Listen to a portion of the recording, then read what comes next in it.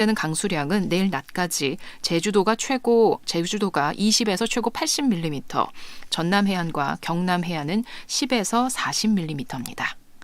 지금까지 아나운서 김소리였습니다. KBS 제1라디오 4시 경제뉴스를 마치겠습니다. KBS.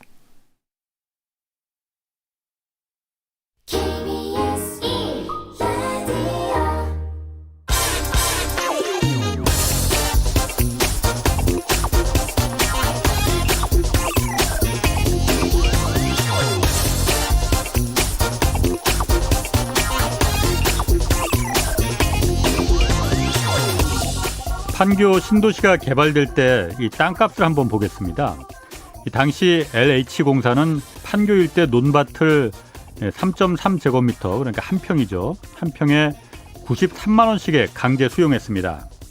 그리고 LH는 이 땅을 현대건설, 대우건설 같은 이 민간 건설사들에게 790만 원씩에 팔아 넘겼거든요. 물론 여기다 상하수도 시설 해야 되고 또 전기 깔고 도로 내야 하고 이런저런 비용이 들긴 했지만은 그래도 93만 원에 사서 790만 원에 판 건 이거 너무 많이 남긴 거 아니냐? 이런 말들이 많았지만 일단 그건 그렇다 치고 LH공사에서 땅을 사들인 민간 건설사들 있잖아요. 이 건설사들이 여기다 아파트를 지어서 1,600만 원씩에 분양했습니다. 용적률을 200%를 허용해 줬으니까 실제로는 3천만 원이 조금 넘는 거죠. 93만 원짜리였던 땅이 3천만 원으로 30배 넘게 점프하는 이런 마법은 지금도 곳곳에서 벌어지고 있습니다. 국가가 주택 공급이란 명분으로 강제 수용한 이 민간의 땅을 다시 민간 건설사의 높은 값을 받고 되팔아서 불로소득의 파이를 키우는 이 고리를 이제는 끊어야 합니다. LH 직원들의 땅 투기 문제도 근본적인 문제는 이 국가가 땅 장사를 해왔기 때문입니다. 3기 신도시 개발에 지금 LH뿐만 아니라 GH, 즉 경기도시주택공사도 참여하고 있거든요. 그런데 이 GH공사가 다른 점은 이 3기 신도시 예정지역 가운데 변두리 지역이야 어쩔 수 없이 민간 건설사에 땅을 팔더라도 역 주변, 그러니까 핵심 알짜 지역만큼은 단 한 평도 민간에 팔지 않고 공공이 직접 개발하겠다는 겁니다. 이 GH공사의 시도에 정말 박수를 보내고 싶습니다. 네, 안녕하십니까. 저는 경제와 정의를 다 잡아보려는 홍반장 KBS 기자 홍사원입니다. 홍사원의 경제쇼 오늘도 출발하겠습니다. 유튜브 함께 가겠습니다.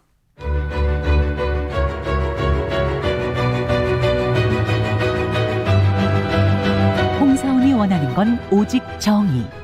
시민을 위한 경제 정의를 향해 여러 걸음 깊이 들어가 봅니다. 네, 중국 최대 정치 행사 전국인민대표회의와 정치협상회의, 양회라고 하죠. 이 양회가 오늘 내일 이틀간 열립니다. 코로나 사태 그리고 미국이 이제 바이든 행정부로 바뀌었으니까 중국 국가 운영 방침이 어떻게 결정될지 또 눈여겨봐야 할 건 뭔지 자세히 알아보겠습니다. 전병서 중국 경제금융연구소 소장님 나오셨습니다. 안녕하세요. 안녕하세요. 예, 처음 뵙겠습니다. 먼저 양회라고 하는데 뉴스에서 많이 들어보긴 했어요. 중국 양회. 좀 생소한 분들도 계실 것 같아요. 양회가 뭔지 먼저 잠깐 간단하게 설명해 주시죠. 그냥 두 개의 회의라고 볼 수 있는데 그걸 이제 중국말로 하면 이제 양회의, 그래서 그걸 우리 번역을 하니까 양회의가 무슨 단어처럼 보여지는데 양회의. 그렇죠. 그래서 중국 같은 경우에 국회가 1년에 한 번 열린다. 네. 그렇게 보면 되는데 국회가 열리는 것하고 국정자문회의 우리 같으면 이게 이제 1년에 한 번 열리는 거죠. 그래서 전인대는 국회, 그 정역 같은 경우는 국정자문회의, 이 두 개가 이제 열리는데, 그래서 여기서 좀 이제 보여지는 것은 첫 번째 이게 입법을 1년에 한 번 하는 거죠. 중요한 법안이 다 통과가 되고, 두 번째로는 이 예산, 입법과 예산, 그리고 이제 또 하나는 행정부의 업무를 이때 이제 보고를 하는 것처럼 하지만 실제는 자랑을 합니다. 작년에 우리 이렇게 잘했다. 그리고 금년도에 우리가 이 전체적인 국정을 이렇게 운영하겠다고 하는 것. 우리 그러니까 업무 보고 하듯이. 그렇죠. 그 세 가지가 핵심이고 이제 주 관심사는 이제 업무 보고죠. 정부가 어떻게 할 건지를 예. 일련의 마스터 플랜을 예. 이제 온 국민들한테 다 얘기를 하는 거죠. 그러니까 우리나라로 말하면은 정기 국회 뭐 이렇게 봐도 되는 거예요, 그러면? 1년에 한 번 하는 정기 국회. 1년에 한 번 하는. 한 번밖에 안 하니까. 아, 그렇군요. 그럼 어쨌든 올해 여러 가지 변동 사항이 많이 있지 않습니까? 그동안에 이제 트럼프 행정부하고 계속 중국이 이제 부딪혀 왔었고 또 코로나 사태도 있었고 이번에 이제 열리는 양회에서 중국 국가 운영의 방침을 이번에 이제 좀 이제 우리가 엿볼 수 있는 거잖아요. 어떤 점이 좀 관전 포인트가 될 수 있을까요? 그래서 이제 1년에 한 번 하는 레귤러한 양회하고 이번에 좀 다릅니다. 그래서 첫 번째는 중국이 앞으로 5년 동안 뭘 할 건지에 대한 플랜을 얘기를 해요. 예. 그리고 두 번째로는 이번에 특이하게 앞으로 15년 동안 뭘 할 건지를 이번에 얘기를 합니다. 15년? 그렇죠. 2035년까지. 예. 그래서 이게 이제 과거에 그 최근 4년 동안 보지 못했던 이제 양회의 특징이다. 그렇게 얘기할 수 있고. 근데 예. 방금 말씀하신 것처럼 뭐 2년 동안 트럼프하고 중국이 시진핑이 치고받고 싸웠지만 뭐 깨끗하게 이기질 못했어요. 근데 제가 볼 때는 바이든의 4년이 예. 이게 미중의 운명을 결정지을 중요한 이제 4년이 될 것 같아요. 네. 그래서 바이든은 4년짜리 계획을 짜지만 시진핑은 5년짜리 계획을 짜요. 그래서 이제 그것의 의미는 뭐냐 그러면 지금 중국이 미국 GDP 71%입니다. 예. 5년 뒤가 되면 제 예측이 아니고 IMF 예측으로 한 90% 정도. 네. 그래서 이제 90% 정도는 바이든이 지금 얘기하는 것은 동맹으로 중국을 공략하겠다. 미국 혼자가 아닌. 그렇죠. 그게 이제 바이든 오반과 정부의 같이. 그 중국 공략의 핵심 포인트인데 문제는 이게 뭐 피는 물보다 진하다 그러지만 네. 이게 피보다 진한 게 있습니다. 돈입니다. 아, 피보다 진한 게 돈이다.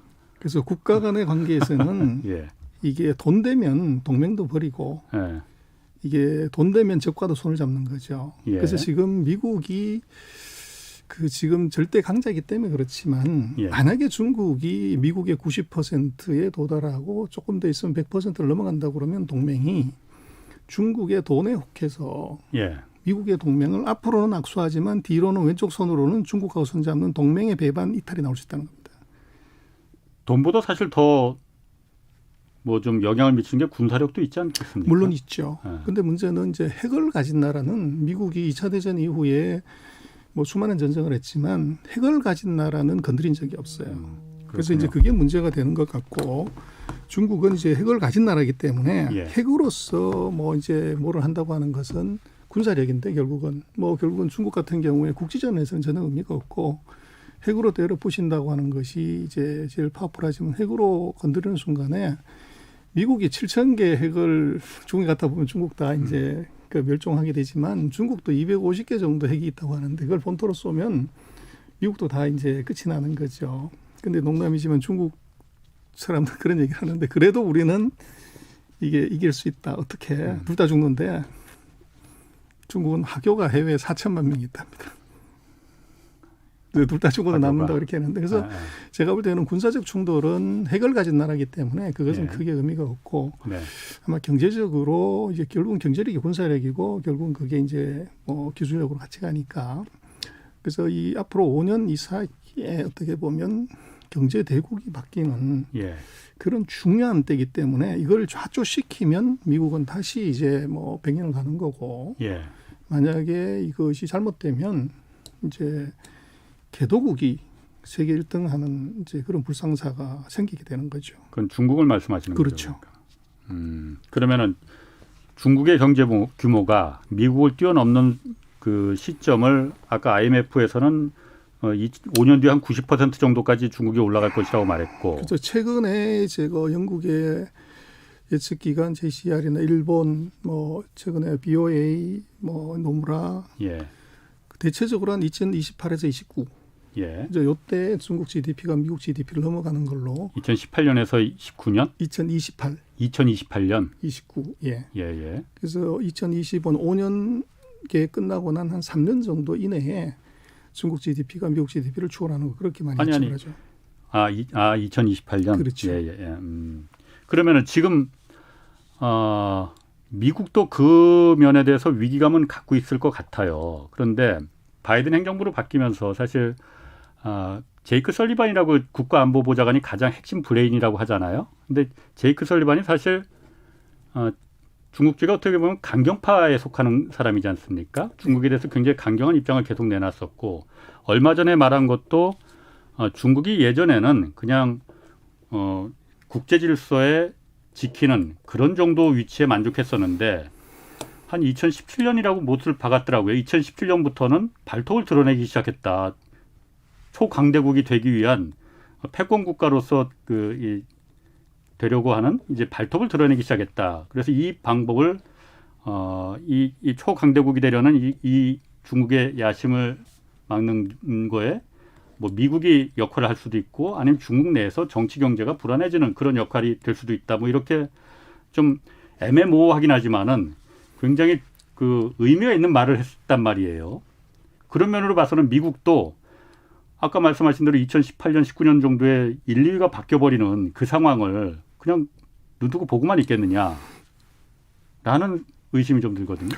그래서 제가 볼 때는 앞으로 바이든 4년 동안에 이제 많은 예상들은 조금 안 싸우고 또 트럼프 때 난리를 워낙 쳤으니까 조금 화해 분위기로 가지 않냐 이렇게 하지만 저는 제 생각으로는 절대 그렇지 않다. 아마 최근 4년간, 2년간 보지 못했던 것보다 더 치열하게 이건 박터지게 싸운다. 방금 말씀하신 그런 이유 때문에. 그다음에 지금 이번에 바이든 정부에서 대중국 전사들을 보면 트럼프 때하고 완전히 다릅니다. 트럼프 때 부통령부터 말씀하신 이제 국가안보보좌관까지를 놓고 보면 7명의 핵심 인재들이 보면 공통적인 특징이 하나 있어요. 백인 남성. 그리고 나이대들을 보면 평균 68세예요. 그렇죠. 그래서 고령층이죠. 최연소가 54세고 최고령이 83세 로버트 라이트하이저 무역 대표예요. 맞습니다. 그런데 이번에 바이든이 용병을 한 건 기가 막힙니다. 7명의 핵심 인재들 중에서 5명이 여성이에요. 7대2. 근데 그 나이대들을 보면 평균 연령이 54세. 최연소가 44세. 더 드라마는 무역 전쟁을 할 때 이제 대표 선수가 무역 USTR 대표인데 지난번엔 83세에 이제 로버트 라이트하이저를 대표로 썼지만 이번에는 45세의 캐서린 테이라고 이 대만계 중국인을 썼어요.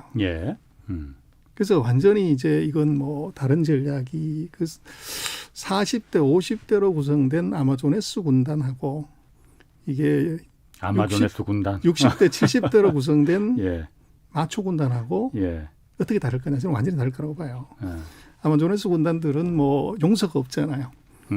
용서가 지금 없다. 말씀하신 지금 제이크 설리반 같은 경우도 중국 통일이라고 하지만 누가 더 반중이 세냐 그러면 트럼프 때가 월등히 더 셌습니다. 1번부터 7번까지가 다가 뼛속까지 반중이었는데 이번 같은 경우는 똑같은 반중이지만 이번 반중은 다 중국의 제이크 설리반부터 시작을 해서 중국의 경험이 있는 사람들이 이게 90% 넘는다는 거죠. 그래서 아마 중국이 긴장하는 이유도 첫 번째는 트럼프 때는 이제 어떻게 보면 우격다짐으로 덤벼들었지만 이제는 아주 예리한 칼을 찌를 것이다. 이제 이게 두렵고 두 번째는 방금 말씀하신 이게 힘센 놈은 그냥 갖다가 쥐어 박으면 되는 거지. 그래서 당연히 이제 1대1로 붙을 거라고 생각을 했는데 이 바이든은 그게 아니고 우방 스파이더맨 전략을 쓴 거죠.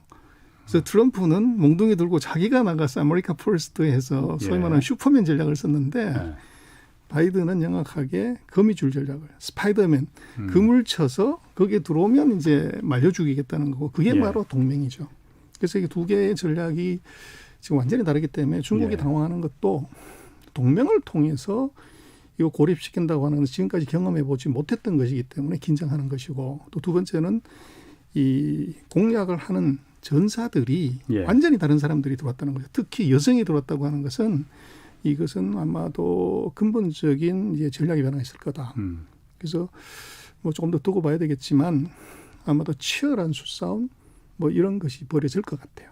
그러니까 지금 정리해 보면은 트럼프 때는 그냥 속된 말로 단순 무식하게 그냥 1대1로 맞짱을 붙었었는데 바이든 같은 경우에는 정말 세련되게 직접 붙지 않고 동맹, 뭐 한국도 동맹에 들어갈 테고 당연히 동맹을 통해서 같이 중국을 고립시키는 아까 스파이더맨 전략이라고 했어요. 거미줄을 넓게 포진시켜서 거기에 중국을 올가매겠다? 뭐 이런 식의 전략을 쓰겠다는 거죠. 그러니까 그렇죠. 그게 훨씬 더 중국 입장에서는 골치 아프겠네요. 골치 아플 것 같습니다. 이제 뭐 놓고 보면 그 2년 동안 미국하고 중국이 싸웠지만 사실은 중국이 굉장히 좀 머리 좋게 쓴 것 같아요. 예. 그래서 사사건건 아니 1등 얘기를 하면 좀 참아주는 게 있어야 되는데 사사건건 대들고 반대하고 체면이 말이 아니죠. 그래서 제가 볼 때는 바이든이 왜 동맹 전략을 갖고 들어오냐 그러면 결국은 제가 볼 때는 이번 바이든 정부 때는 일본이 아마 굉장히 클 가능성이 있어 보여요. 큰다는 게 무슨 말? 성장하는 거죠. 성장하는. 그래서 득을 많이 본다는 그렇죠. 얘기인가요? 그래서 일본을 그래서 미국이 중국한테 그렇게 시달렸던 것을 반대로 중국한테도 똑같이 사사건건 대들고 시비 걸 놈을 하나 만드는 거죠. 예. 그게 일본일 가능성이 높아져요. 예. 그래서 아시아에서 중국을 관리하는 대리인으로 일본이 클 가능성이 굉장히 커 보이고 그래서 그렇게 되면은 이제 중국이 반대로 그래서 결국은 동맹이라는 것이 두 가지 의미가 있지 않습니까?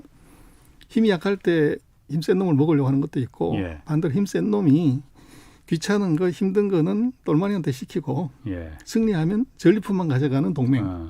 바이든의 동맹은 제가 볼 때 후자예요. 그렇군요. 그래서 거기서 놓고 보면 이제 선두주자가 누구냐 내가 미국 대신 피를 흘려줄게 이러는 것은 일본일 가능성이 있다는 거죠. 알겠습니다. 뭐 그 얘기는 조금 있다가 다시 한번 좀 그러시죠. 이어가고 지금은 잠깐 삼천포로 빠졌는데 원래 이제 양회 얘기로 오늘 하는 거지 않습니까? 네. 조금 이따 다시 삼천포로 가는 거로 하고 오늘 내일 양회가 이틀간 열리잖아요. 가장 큰 관심사가 어쨌든 중국이 작년에도 코로나 사태인데도 거의 유일하게 플러스 성장이죠. 플러스 경제 성장률이 기록했단 말이에요. 올해 어떻게 될 거냐, 목표를 얼마나 잡을 거냐 이걸 것 같아요. 어떻습니까?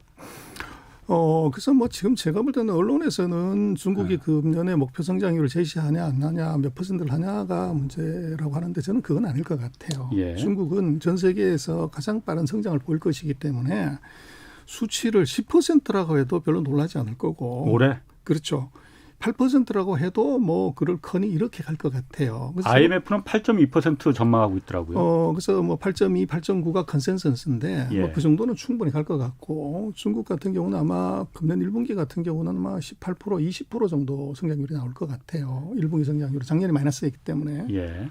근데 제가 볼 때는 중국이 오히려 관심 갖는 것은 이렇게 18%, 20% 이후에 예. 하반기에 정상적인 경우가 됐을 때 베이스 이펙트를 뺀 요게 몇 %냐에 관심이 있을 거예요. 그게 대략 한 6에서 6.5 정도. 그게 이제 중국의 잠재 성장률 수준이라는 거죠. 예. 그래서 아마 이번 같은 경우는 중국이 목표 수치를 제시한다고 하더라도 예. 아마 두리뭉실하게 6% 이상 뭐 이런 정도로 이제 얘기를 할 가능성이 높고 콕 집어서 얼마다 이럴 가능성은 굉장히 낮아 보여요. 그리고 중국 같은 경우는 말씀드렸지만 이번 목표 수치를 높게 잡는다는 것이 이것이 뭐 다른 세계에 대해서도 전략적으로 바람직하지 않고 예. 또 중국 자체를 놓고 보더라도 너무 높은 성장률을 제시하는 것이 목표 달성에 리스크가 있기 때문에 예. 아마도 안전빵으로 갈 가능성이 높다. 안전하게. 그러면 중국이 당장 내년에 이제 베이징 동계올림픽도 있지 않습니까? 네. 그리고 또 그 올해 이제 바이든 행정부하고 아까 잠깐 이제 언급하셨듯이 새로운 관계도 새로운 위협도 중국 입장에서는 될 수 있을 것 같은데 어쨌든 앞으로 나갈 경제 방향 이걸 정하는 길 양회에서 그것도 이제 결정하는 거잖아요. 그렇습니다. 근데 이제 중국 같은 경우는 12월 달에 예. 이제 경제 공작회의라는 걸 하면서 기본적인 확구 내용은 다 확정을 하고 작년 12월에 그렇죠. 예. 그리고 이제 3월 달에 예. 그 입법하는 전인대에서 승인을 받죠. 예. 그래서 이미 내부적인 그 수치들은 다 확정이 돼 있을 거고 예. 이번은 이제 어떻게 보면은 쇼업하는 행사 그렇게 볼 수가 있죠. 그런데 중국은 이 컨피덴셜리티를 아주 잘 지키기 때문에 예. 이미 한 달, 두 달 전에 만들어 놓고도 수치가 절대 밖으로 나오지 않습니다. 그리고 뭐 우리 같으면 예측치가 막 나오지만 그 내일 리커창 총리가 오피셜리 발표하기 전에는 어떤 숫자도 나오지 않아요. 그래요? 그게 이제 어떻게 보면 사회주의 국가들의 그러니까 내일 리커찬 총리가 업무 보고를 하는 거죠? 그러면? 그렇죠. 예, 말씀 계속하십시오. 제 그게 핵심이고 그래서 뭐 중국 같은 경우는 지금 그 전 세계가 관심을 갖죠. 예. 전 세계에서 경기가 가장 먼저 회복된 나라이기 때문에 중국이 뭐 세다 이런 거 의미가 아니고 이 먼저 경기 회복한 나라가 언제 긴축을 할 거냐. 예. 이게 관심사예요. 방금 이제 긴축을 할 거냐. 제가 말씀하셨던 미국의 국채금리의 상승이 전 세계 주가의 하락을 가져오는데 진짜 금리의 상승은 미국 같은 경우는 이제 어떻게 보면 금융시장 안에서의 상승이고 실물 경기가 좋아져서 금리가 올라가는 것은 중국이 진짜라는 거죠. 그럼 중국은 돈을 많이 푼 걸 정말로 금리를 올리거나 긴축을 하는 시점이 그게 전 세계적으로 이제 금리를 줄줄이 올릴 수 있는 그 트리거가 된다는 거죠. 그래서 이번 같은 경우는 제가 볼 때는 GDP 성장률 6%보다는 중국이 언제 이제 그 정상화되어 있다고 선언할 거냐, 이 시점이 중요할 것 같아요. 그렇군요. 뭐 조금 전에 제가 그 삼천포 얘기를 했는데 그 방송에서 금저라고 쓰지 말라고 연락이 왔네요. 그 말은 그러면 속기록에서 삭제하는 걸로 하고 방금 이제 그 중국 긴축 얘기를 하셨잖아요. 네. 엊그제 사실 그 우리나라 증시가 오전에 막 오르다가 오후에 그냥 갑자기 뚝 떨어져 버렸는데 그게 이제 중국에서 중국은행관리위원회 여기 주소 여기 뭐 한국으로 말하면 금감원장 정도 되는 것 같아요. 네. 이 그 주석이 금융시장 그리고 중국의 부동산에 지금 거품이 잔뜩 꼈다. 네. 뭐 긴축을 얘기하지 언급하지는 않았지만은 이걸 좀 걷어들여야 된다는 그 뉘앙스를 긴축의 뉘앙스를 잔뜩 풍기니까는 이제 나스닥도 많이 빠졌고 한국도 이제 출렁했단 말이에요. 긴축 그 가능성이 있는 겁니까 그러면은? 가능성은 있지만 실행은 금방 못한다. 그래서 이제 어제 그 고슈칭이라고 지금 공식 직함은 이제 은감원장인데 그 또 다른 직함이 인민은행 부총재예요. 그래서 우리 한국은행 부총재죠. 근데 재미난 것은 이 사람이 부총재지만 중국 같은 경우는 이 직급하고 당 서열이 좀 달라요. 그래서 당 서열이 더 높은 거죠. 그래서 인민은행의 이강 총재가 이강 은행장이 1번이긴 한데 당 서열로 보면은 고슈충이라는 이 부총재가 당 서열 1번이에요. 당석이에요. 그래서 그만큼 힘이 있다는 거죠. 그런데 이 양반이 얘기한 것은 뭐를 얘기한 거냐면 세계 금융이 버블이고 중국 부동산이 버블이라고 얘기한 것이지 이게 중국 금융이 버블이다 이렇게 얘기한 건 아니에요. 그런데 이 얘기는 제가 볼 때는 뭐 우리나라도 그렇습니다만 인민은행이 해야 되는 제일 중요한 것이 인플레이션 파이터잖아요. 물가 상승률을 이걸 이제 두려워하는 건데 제가 볼 때는 중국도 주식시장이 아주 좋아요. 그래서 여기 있는 돈들이 부동산으로 가서 붙을까 봐 가지 말라고 사전 경고를 하는 거였는데 그게 이제 시장은 그렇게 해석을 한 거죠. 긴축을 하는 걸로. 그런데 그렇다고 그러면 부동산이 버블이라고 그러면 중국의 부동산 가격이 폭등을 하면 우리처럼 50% 60% 올라가면 그건 말이 돼요. 그런데 중국은 최근 3년 동안에 부동산에 대해서 아주 엄격하게 때려잡았어요. 그래서 어디서 많이 들어본 얘기인데 집은 이것은 사는 곳이지 투기하는 곳이 아니다. 정말로 뭐 이게 주택이라는 주도동시지 차오도동시가 아니다. 이렇게 계속 얘기를 했고 주도동시, 차오도동시가 무슨 말이에요? 주라는 게 살주자고 차오라는 것은 주로 스페큘레이션 투기한다는 거예요. 그런데 우리도 이제 정부가 그렇게 얘기했지만 우리는 이제 후자로 가버렸고. 그래서 지금 중국은 뭐를 이제 두려워하냐 그러면 지금 주식시장에서의 과열이 이게 부동산 과열로 전이되는 것을 막으려고 사전 경고를 한 거예요.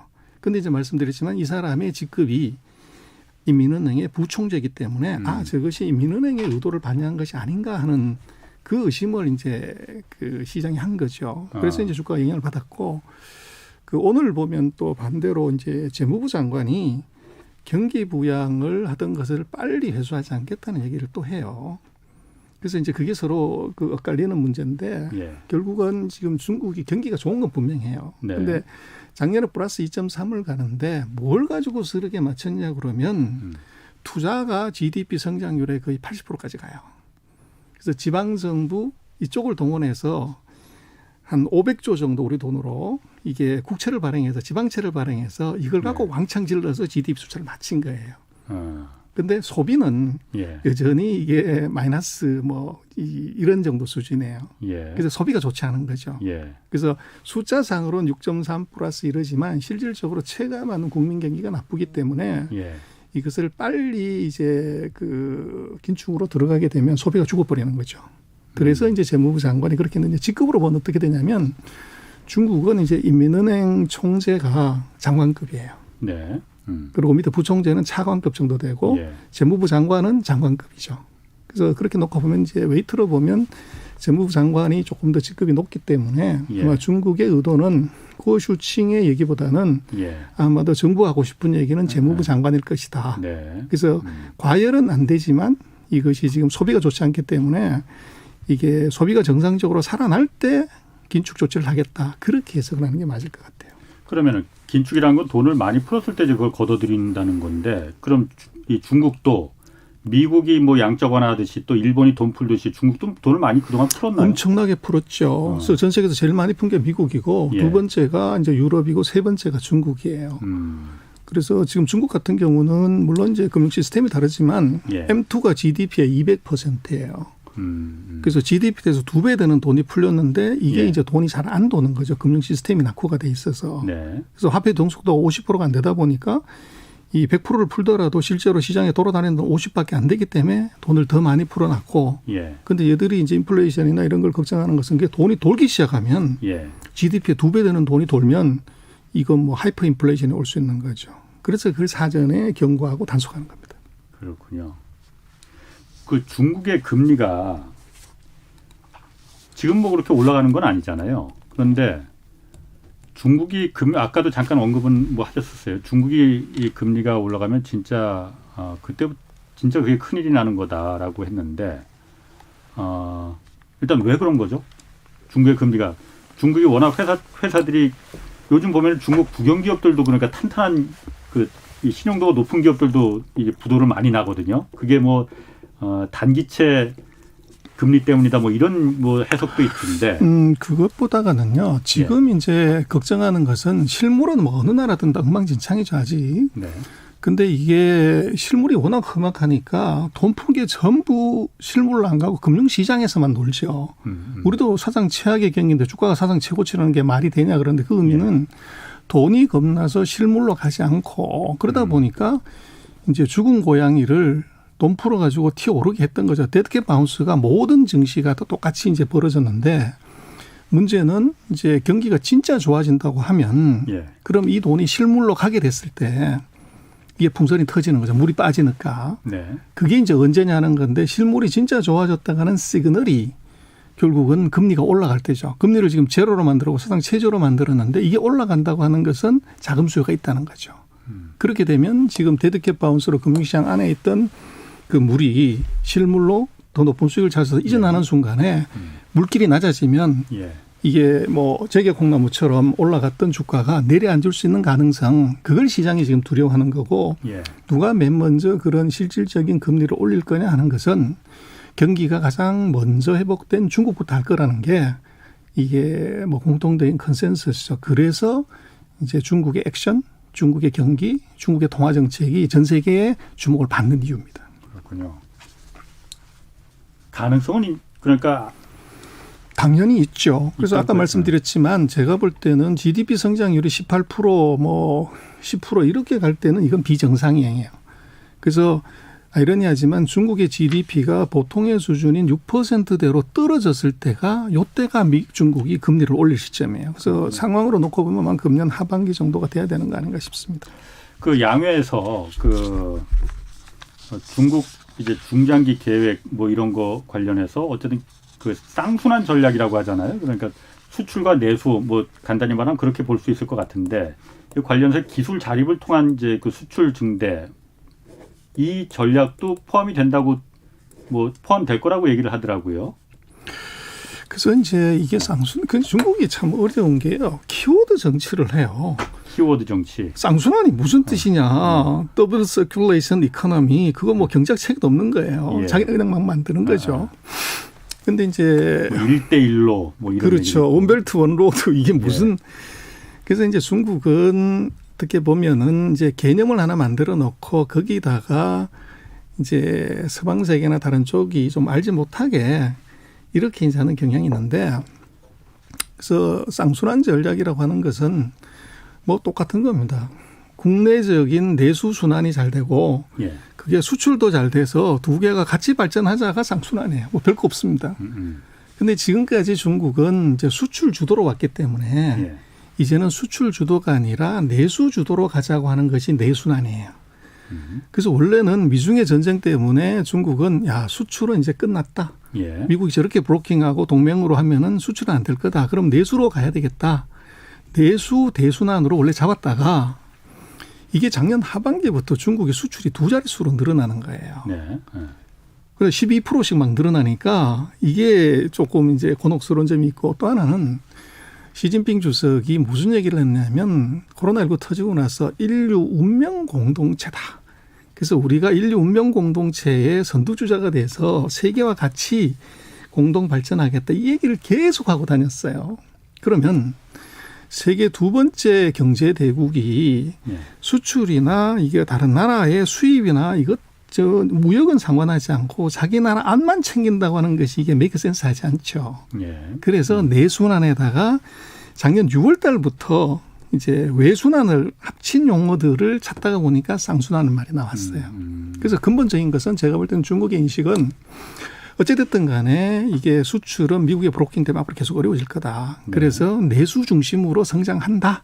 이게 기본 기조인데 거기다가 세계 2대 경제국이 이 해외 쪽을 신경 안 쓰다는 것이 넌센스이기 때문에 하나 갖다 붙인 거고 제가 볼 때는 쌍순환의 핵심은 내수 중심 성장 플러스 말씀하신 기술 국산화입니다. 그래서 지금 미국이 뭘로 중국을 목조를 거냐 하는데 목조르는 핵심은 기술이에요. 뭐 화웨이를 봐도 그렇죠. 될 수 있을 것 같아요. 그래서 중국이 지금 제조업에서 사이즈로 보면 미국이 1.7배예요. 예. 무역에서 수출에서는 1.5배. 예. 그래서 최근 2년 동안 트럼프하고 시진핑이 싸웠지만 트럼프가 왜 완성을 못했냐. 제조업을 기반으로 하는 무역업으로 싸웠기 때문에 예. 자기보다 1.7배 큰 나라하고 1.5배 큰 무역하고 싸웠으니 미국이 이길 수가 없죠. 죽었다 깨다 못 이기죠. 그러나 기술력을 보면 중국이 미국의 한 36%, 금융력은 한 2%, 3%밖에 안 됩니다. 예. 그래서 바이든 같은 경우는 트럼프가 싸웠던 그 전략으로는 안 할 거고 예. 이게 기술로서 공격하고 금융으로 공격하는 전략으로 하게 되면 지금 방금 말씀한 하웨이부터 시작해서 반도체를 만든 SMIC 두 개 회사를 딱 지금 브로킹을 했어요.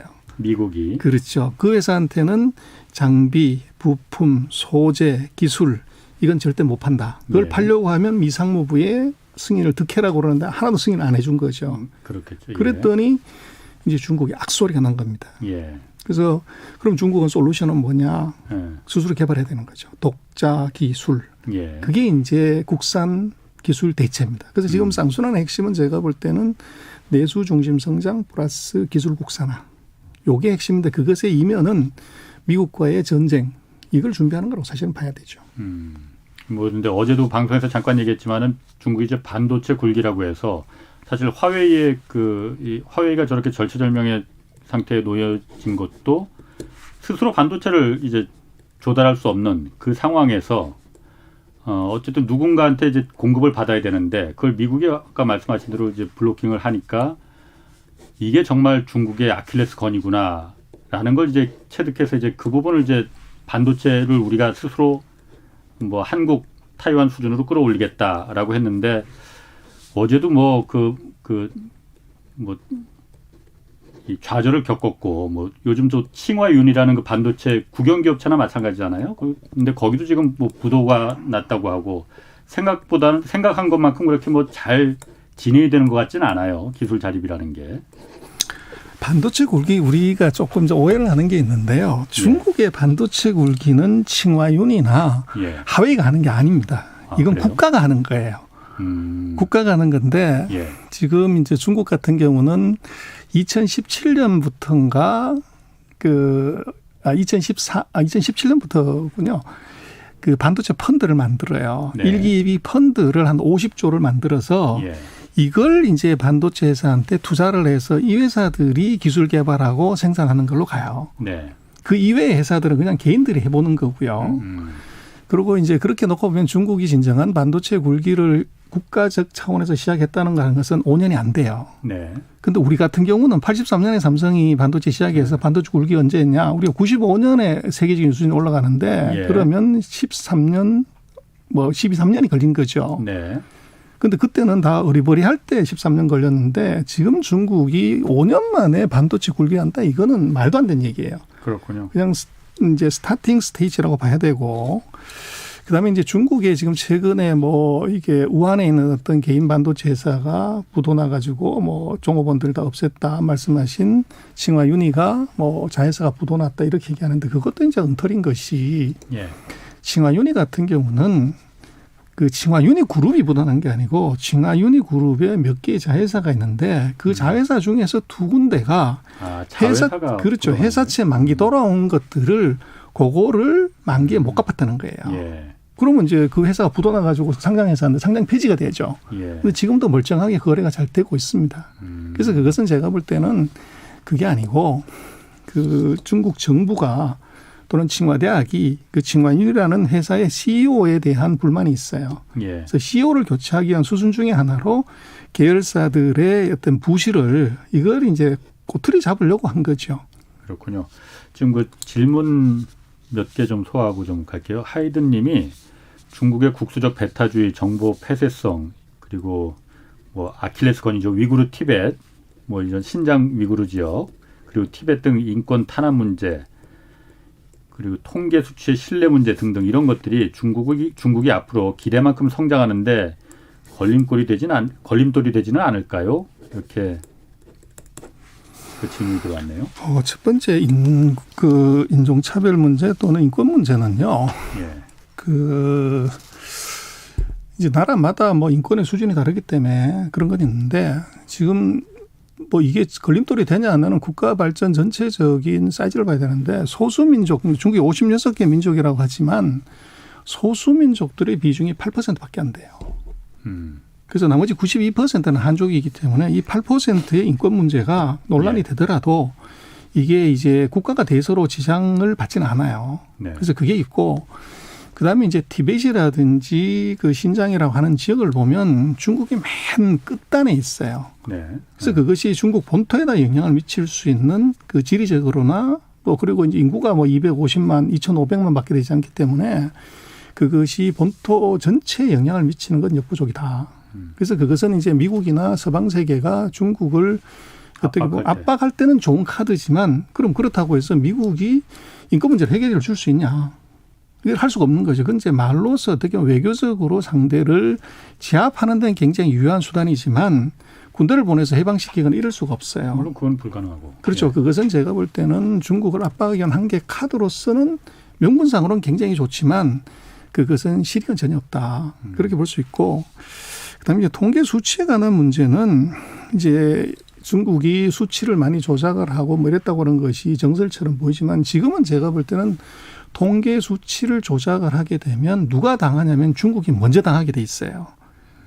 그래서 이덕수 장관이라고 우리 조선족 출신의 통계청 장관이 이제 그 부임을 하고 난 이후에 통계를 속이면 사형시키겠다. 그럴 정도로 통계를 굉장히 이제 업그레이드를 했고 지금 세계 경제에서 두 번째로 큰 나라가 그걸 엉터리 통계를 갖고서 국정을 운영하게 됐을 때 그 리스크는 중국이 지는 거죠. 그래서 이제 과거 같은 경우는 왜 통계가 엉터리가 나오냐면 지방의 31개 성시의 그 성장들의 승진의 조건이 GDP를 몇 % 오르냐가 이게 이 승진의 고가 기준이었어요. 그러다 보니까 돈 빌려가지고 왕창 지르고 그럼 GDP는 바로 올라갈 거니까 공장이 돌아가든 안 그든 상관없다는 거죠.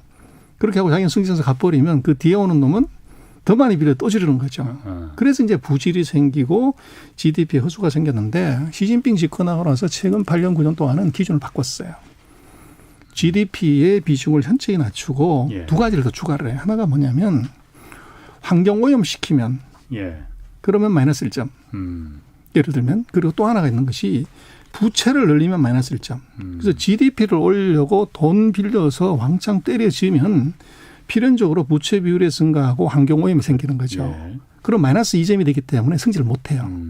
그래서 이 기준을 그렇게 바꾸면서 최근 8년 5년 사이에 중국의 통계가 굉장히 정제화됐고 현실하고 이것이 굉장히 이제 일치되는 그런 형태로 많이 갔어요. 물론 이제 아직도 법으로 분명히 있지만 과거하고는 굉장히 달라졌다. 그렇게 볼 수 있을 것 같아요. 그렇군요. 양회에서 이제 오늘하고 내일 있을 때 이제 어쨌든 그 요즘 보면은 군사력이 이제 경제력으로 직접 연결되는 경향이 많으니 중국의 국방 예산도 어느 정도나 증가할지 뭐 증가 안 되면 어느 정도나 될지 이런 것도 좀 발표되지 않겠습니까? 그렇습니다. 뭐 양회의가 이제 오늘 내일 시작을 해서 한 10일 정도 열리게 되는데 이제 관심 갖고 보는 것은 말씀하신 저는 뭐 GDP보다도 국방 예산을 볼 필요가 있어요. 그건 왜냐하면 미중이 지금 싸우기 때문에. 근데 중국의 국방 예산은 아마 GDP 플러스 알파나 GDP 수준으로 나오게 됩니다. 그래서 이것을 그 과도하게 높였을 때 주변 국가들한테 불안감을 줄 수 있고 미국에 이제 어떻게 보면 항의를 받을 수가 있죠. 그래서 제가 볼 때는 이 중국의 예산 중에서 국방비를 보는 것은 국방비는 GDP하고 조금 더 가는 정도로 갈 때 그치나 6%나 7% 그치게 되는데 제가 볼 때는 그거보다 더 중요한 것은 사회 안전 비용이라는 항목이 있어요. 사회 안전 비용. 그렇죠. 예산 항목 중에서 이게 뭐냐면 데모나 시위 같은 걸 막는 이제 공안이나 무장 경찰들의 예산이에요. 그래서 중국은 국방 예산을 다른 데 좀 숨겨 놓습니다. 그래서 뭐 보면은 사회 안전 예산이 국방비보다 더 커요. 그럼 그 사회 안전 예산을 국방 예산으로 전용한다는 거예요? 그럴 가능성이 저는 대단히 높아 보여요. 그래서 뭐 시위대 진압이 비행기를 사는 것도 아니고 전차를 사는 것도 아닌데 그 예산이 국방 예산보다 크다고 하는 것은 제가 볼 때는 국방 예산의 증가를 다른 쪽에다 파킹을 해놓은 현상이 있고 그래서 이번에는 제가 볼 때는 국방 예산 자체를 보는 것보다도 거기다 플러스 사회 안전 비용을 더한 증가율이 얼마냐 이게 중요할 것 같아요. 사회 국방 예산만 보는 게 아니고 사회 안전 예산이라는 것도 같이 봐야 된다. 그걸 전용할 그러니까 서방 세계 그 이 견제를 막기 위해서 그거로 다 국방 예산을 숨겨놓는 거죠. 가능성이 있기 때문에 아 그런 부분은 좀 의외네요. 그러면은 아까 그 처음에 말씀하시기를 이제 중국의 경제 규모가 미국을 뛰어넘는 게 아까 2028년 9년 이 정도라고 예상하셨잖아요. 그러면은 1, 2가 바뀐다면은 우리가 중요하니까 우리 한국의 입장에서는 중국이 미국을 추월하는 게 좋은 겁니까 나쁜 겁니까 우리한테? 단기 호재 장기 치명적 악재죠. 그래서 추월하는 그 과정에서는 이제 많은 뭐 이제 여러 가지를 그 수입하고 또 이래야 되기 때문에 근데 갈 때 올 때가 상황이 다르죠. 그래서 갈 때까지는 한국에 대해서 굉장히 우호적인 또 여러 가지 우대가 나오겠지만 1등이 되고 나는 순간부터는 아마 우리 2000년 중국과의 역사를 놓고 봤을 때 중국이 조강대국이 됐을 때 한국을 가만 내버려둔 적이 단 한 번도 없습니다. 그렇죠. 그래서 그 리스크가. 주변에 강대국을 그냥 놔둔 적이 없었죠. 그렇죠. 그래서 우리로서는 제가 볼 때는 2029년 이후가 굉장한 리스크로 올 겁니다. 지금 우리가 보고 있는 뭐 중국이 한국에 대해서 무례하게 된다 이런 정도가 아니라는 거죠. 그럼 굉장히 무서운 말로 들려지는데요.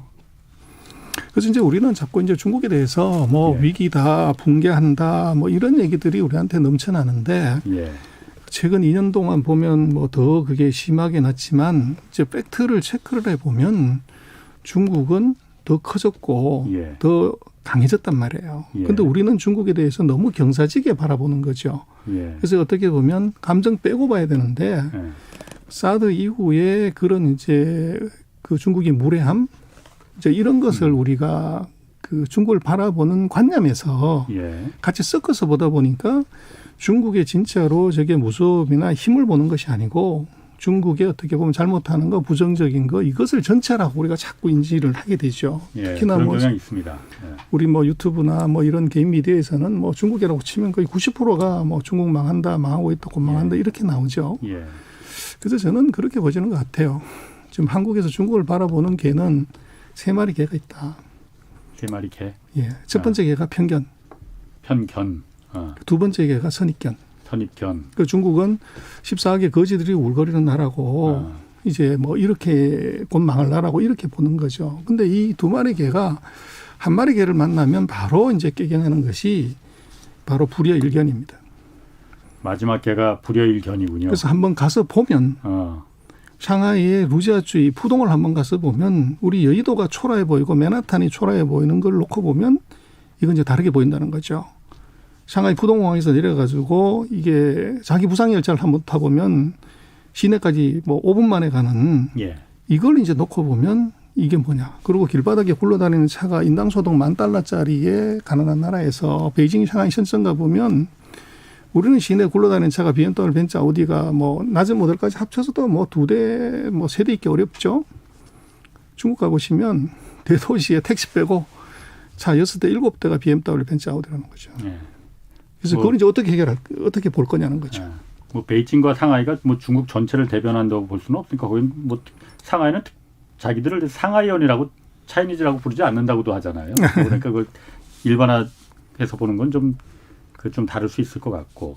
그러면은 아까 사실 저는 그 말이 좀 무섭게 겁나게 들리거든요. 그러니까 중국이 5,000년 역사에서 주변에 조금이라도 중국에 위협이 될 수 있는 강대국을 그냥 놔둔 적이 없었다. 그리고 중국이 정말 진정한 패권국, 미국을 따돌리 추월해서 이제 패권 국가가 되면은 한국으로서는 그 리스크를 정말 엄청난 리스크를 관리해야 된다라는 얘기를 하셨는데 우리가 그럼 어떻게 해야 되는 겁니까? 그러면은 어떤 길을 취해야 될까? 제가 볼 때는 그게 동물로 얘기하면요, 박쥐하고 고슴도치예요.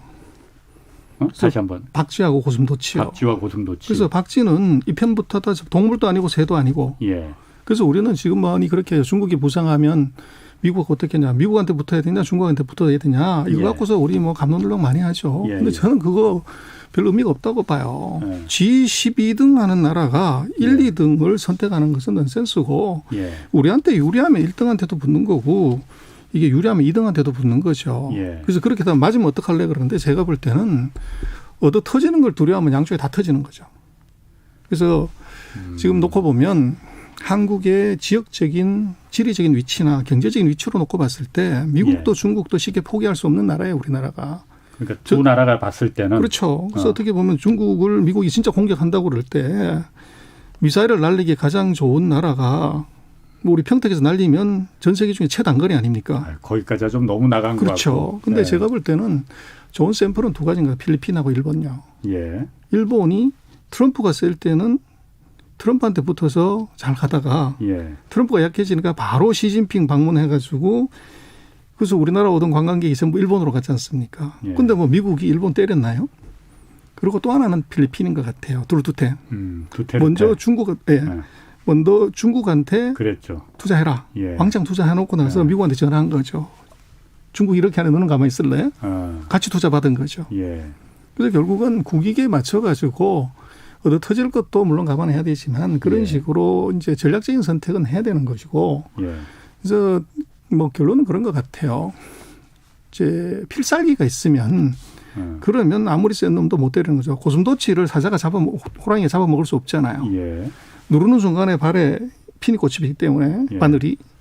그래서 제가 볼 때는 중국도 절절히 원하지만 갖지 못하는 걸 우리 하나 갖고 미국도 갖지 못하는 걸 가지면 이것은 살아남을 수가 있는데.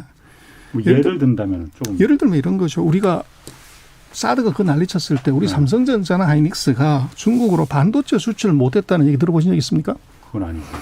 그래서 우리가 전 세계 75% 마켓쇼를 가진 아이템은 뭐 미국이 동맹에서 반도체 동맹에서 한국을 뺀다? 뭐 빼시라고. 75%가 수독되는데. 그래서 제가 볼 때는 반도체 이외에 적어도 하나나 두 개 정도 더 필살기, 중국이 절절히 갖고 싶지만 없는 것. 이게 있으면 되는 거죠. 그래서 이제 그거가 뭐냐는 것은 뭐 두고 봐야 되겠지만 지금으로 놓고 보면은 이제 배터리 같은 이제 앞으로 세상을 바꿀 새로운 것이 그 밖에 달린 자동차가 밖에 달린 핸드폰 이게 세상을 다 바꿀 건데 거기에 반드시 반도체 좀 들어가야 되는 것이 일단 배터리 같은 거죠. 그런데 그 배터리를 지금처럼 그런 배터리가 아니라 전고체 배터리처럼 뭐 한 번 충전하면 800km, 1000km 가는 이제 이런 분야에서 초격차를 낸다고 하면 뭐 중국이든 미국이든 우리가 한번 붙어볼 수 있는 무기는 가능한 거 아닌가 싶습니다. 알겠습니다. 오늘 여기까지 하겠습니다. 지금까지 점경서 소장 함께했습니다. 저는 홍사훈이었고요. 지금까지 경제와 정의를 다 잡는 홍사훈의 경제쇼였습니다. 여러분, 저로 말할 것 같으면 KBS 1라디오 최경련의 경제쇼 진행, KBS 탐사보도팀 미디어 포커스, 한국탐사저널리즘 센터 등에서 방송위원회 이달의 프로그램상 등 다수